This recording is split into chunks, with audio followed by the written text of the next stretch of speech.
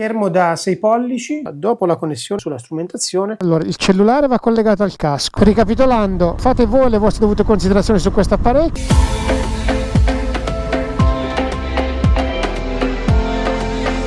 Will I ever learn to love again?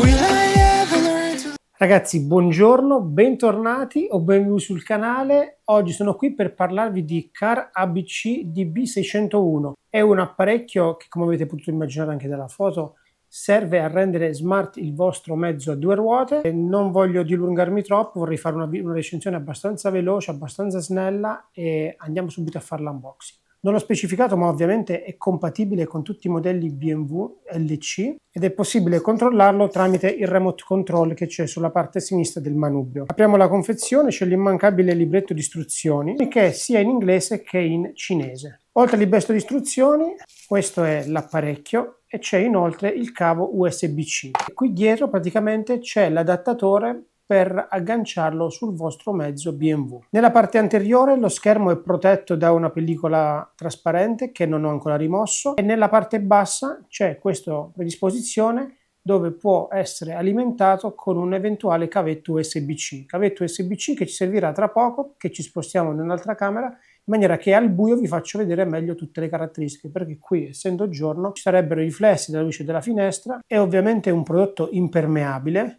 ma adesso ci spostiamo nell'altra camera in maniera che al buio vi faccio vedere meglio le funzioni di questo dispositivo. Allora, adesso tra qualche secondo dovreste vedere tutto quanto alla perfezione. L'ho attaccato direttamente all'alimentazione, qualche secondo, eccola qua, questa è la schermata iniziale. Allora andiamo a vedere direttamente sull'apparecchio, sono poche le icone che ci interessano. Innanzitutto la più importante è questa qui, quella dell'illuminazione. Illuminazione, scordatevi illuminazione automatica, illuminazione strettamente manuale. Con questo pulsante qui, man mano che si pigia su, il display diventa sempre più luminoso. Questo è il minimo, fino ad arrivare al massimo, che è questo qui. Adesso l'abbasso perché al minimo vedo che si vede meglio in camera.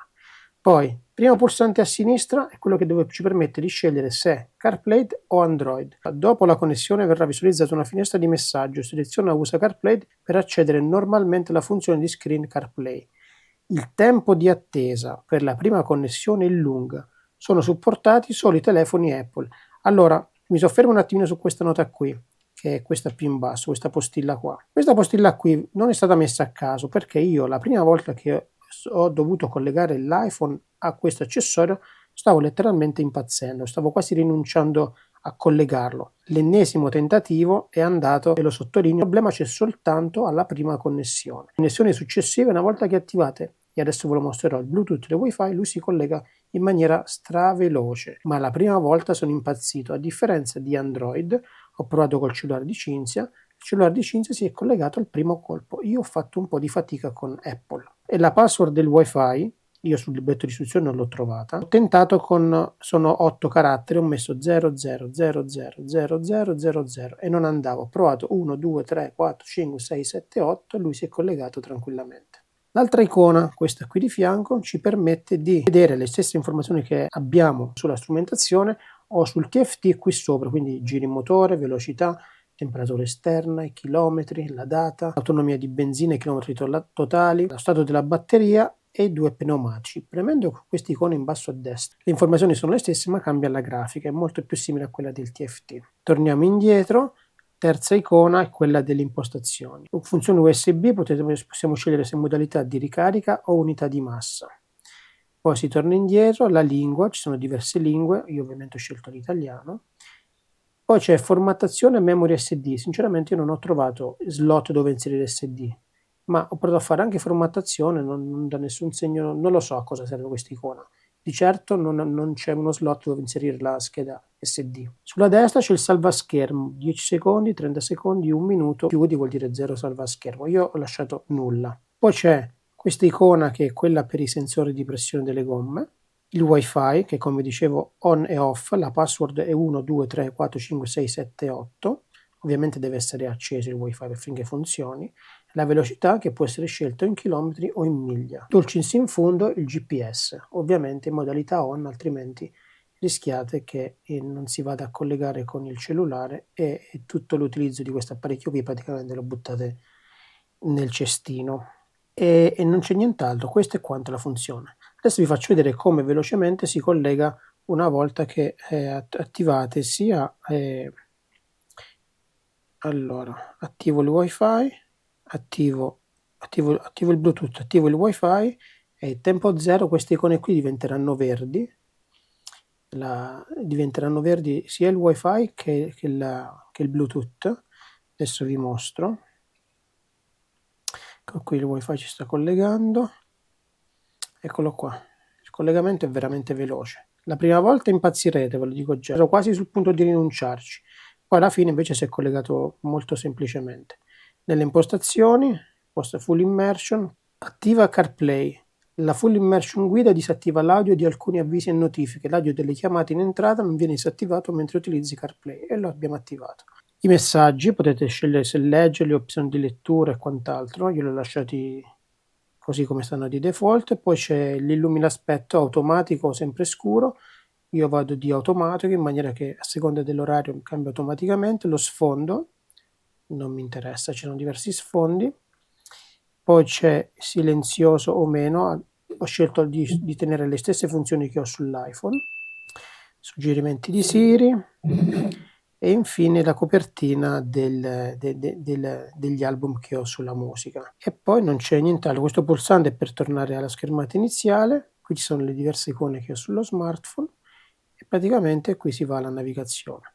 Questo è quanto. Adesso non resta che scendere in garage e vedere come si comporta in realtà quando siamo in sella, che è quello che ci interessa maggiormente. Un'anomalia che ho riscontrato io, ma che hanno riscontrato anche altri che hanno avuto modo di provare questo prodotto, è che una volta che andiamo ad ancorarlo sulla predisposizione del GS, alcuni riescono ad ancorare l'apparecchio perfettamente come si ancora il Navigator, come si ancorano altri prodotti simili a questo, mentre io ed altri abbiamo riscontrato un problema di bloccaggio. Fondamentalmente i nei di questo apparecchio sono due: uno è l'ancoraggio e due è la difficoltà nel far associare per la prima volta un apparecchio Apple a questo prodotto qui, e ribadisco solo la prima affiliazione, dopodiché il resto delle affiliazioni si fa in un nanosecondo, ma fare la prima affiliazione a un certo punto è arrivato al punto di desistere e di lasciar perdere.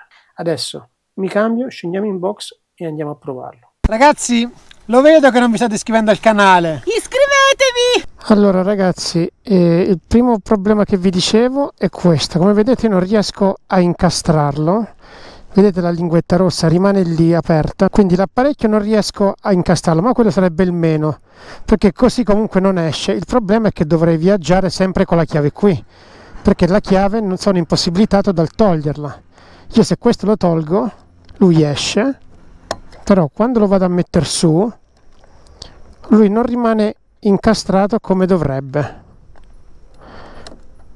Quindi se tiro dentro questa linguetta qui dietro, lui non esce, però non chiudendosi bene mi impedisce di rimuovere la chiave.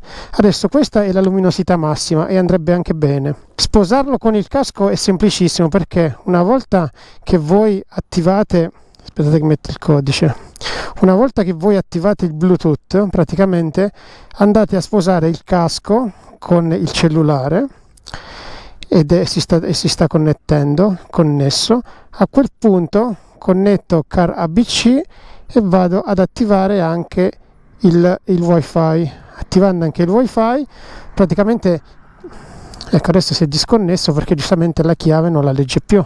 Ed è un vero peccato, perché di per sé la grandezza di 6 pollici è l'ideale e l'apparecchio funziona alla perfezione.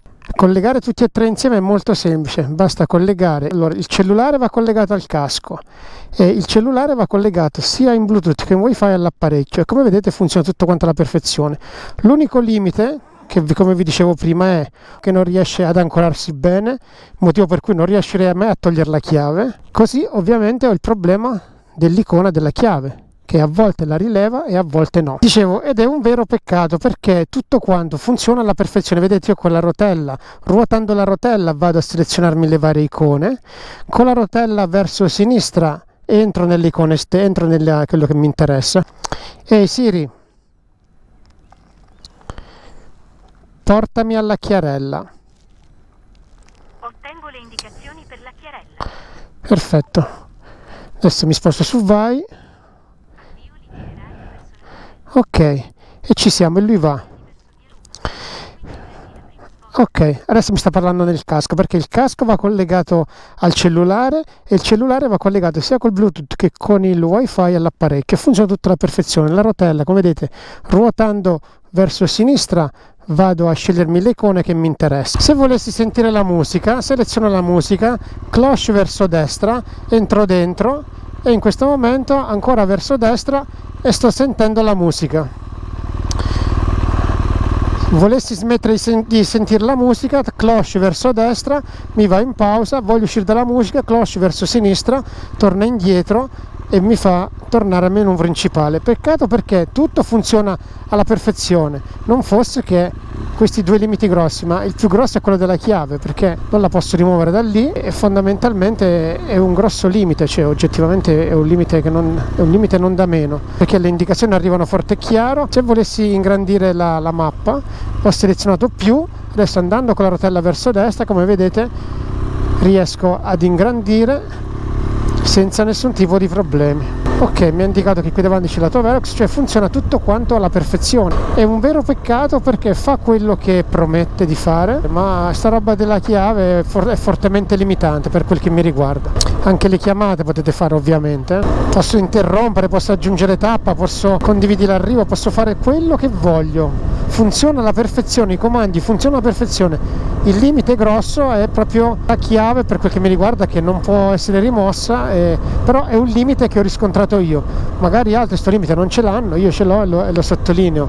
Che abbia un problema alla mia predisposizione la vedo abbastanza difficile, perché è il primo accessorio che mi dà questo genere di problemi. Adesso mi fermo, scollego tutto e vediamo come funziona il display senza la connessione wifi e bluetooth, perché comunque le funzioni che dice di fare funzionano tutte quante a perfezione. Una volta che si scollega il bluetooth, questa è una delle grafiche. Qui ovviamente ci sono i giri motore sia da una parte che dall'altra, c'è la velocità, in questo momento siamo a 65 km/h, c'è la potenza della batteria, la temperatura motore, ovviamente non funziona l'inclinometro, e ci sono le due pressioni della gomma anteriore e gomma posteriore.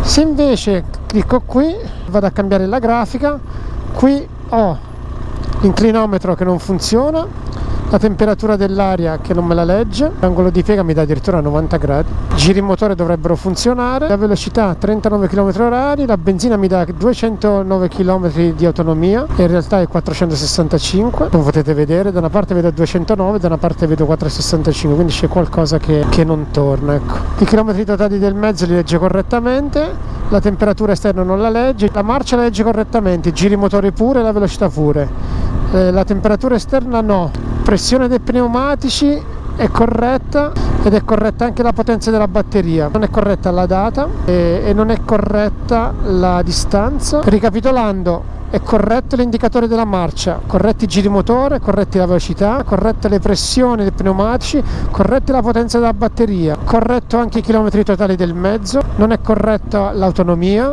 non è corretto la data, non è corretto l'angolo di piega che mi dà di 90 gradi. Ragazzi, che vi devo dire? Questa è quella che è la mia esperienza con questo prodotto. Vi ripeto, il prodotto va bene per la maggior parte delle funzioni. Il limite più grande ovviamente è che nel mio caso non sia ancora bene alla base. Altri non hanno riscontrato questo genere di problemi, almeno a detta di loro. Io su questa basetta ho montato diversi CarPlay ed è il primo che mi dà questo genere di problemi. Con il Navigator 5 non ho avuto questi problemi e che vi devo dire? Questa è la mia esperienza. Se siete interessati a comprarlo, vi lascio in descrizione un codice sconto con cui potrete avere uno sconto del 12%. Vi lascio sia l'indicazione del codice sconto e sia l'indicazione del sito tramite il quale potete acquistare, se vorrete comprare questo accessorio. Come dico sempre, questo genere di accessori non fa per me, non è nelle mie corde, ma non è nelle mie corde perché io non uso il cellulare come metodo di navigazione, bensì uso altro. Il touchscreen funziona molto bene, nonostante io abbia ancora su la pellicola originale. È un apparecchio che è senza connessione, ovviamente non è altro che una copia del vostro cruscotto. Se invece ci collegate il cellulare è un ottimo strumento di navigazione. Spero che questa recensione vi sia stata utile nel bene o nel male, fate voi le vostre dovute considerazioni informazioni su questo apparecchio e decidete voi se comprarlo o meno. Vi lascio in descrizione un codice sconto con cui potete avere uno sconto del 12% sul prodotto. Vi ringrazio se siete arrivati fin qui, se l'avete ancora fatto l'invito è sempre lo stesso, iscrivetevi al canale, è gratis, a voi non costa nulla e per noi è tanta motivazione. Ciao e al prossimo video!